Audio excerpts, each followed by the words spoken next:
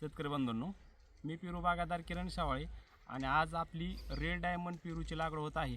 आपण लागवड कशा पद्धतीने करणार आहोत त्या पद्धतीने आपण महाराष्ट्रामधील जे नवीन शेतकरी आहे त्यांना पेरू फळबाग लागवड करायची आहे.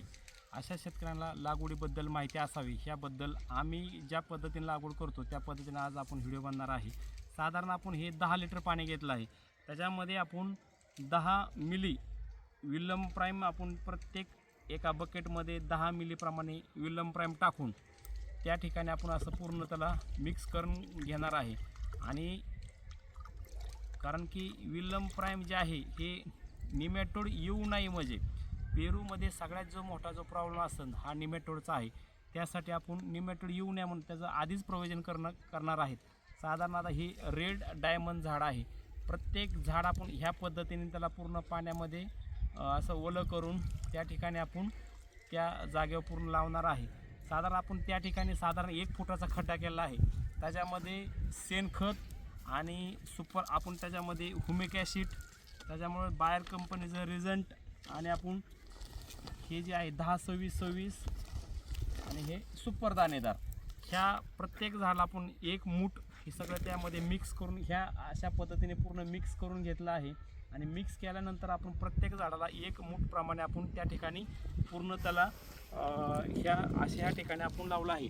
कारण आपण जे शेणखत घेतलं आहे हे पूर्ण कुजलेलं मुक्त्या गोट्यातलं शेणखत आहे, कारण की थोडंसं झाडांच्या मुळ्याला जास्त ग्रोथ व्हावं ह्या हिशोबाने आपण पूर्ण शेणखत घेतलं आहे.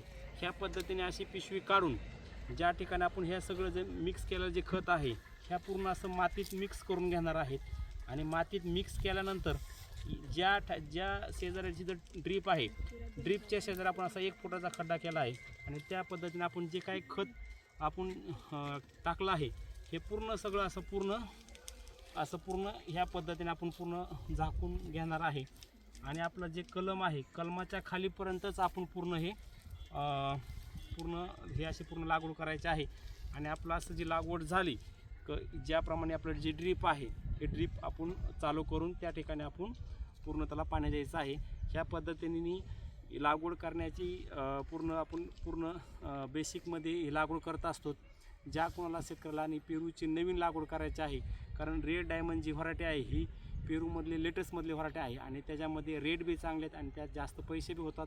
ज्या शेतकऱ्यांना रेड डायमंड पेरूची लागवड करायची आहे त्यांनी आमच्याकडे त्याच्या पहिल्या बागा आहेत आणि त्यांना नवीन लागवडीचे रोपं पाहिजे आहेत. आमचे नर्सरी बी आहेत. आम्ही शेतकऱ्याला लागणारे रोपं, माहिती, मार्गदर्शन सगळ्या गोष्टी आपण शेतकऱ्याला सपोर्ट करतो. जय हिंद, जय किसान.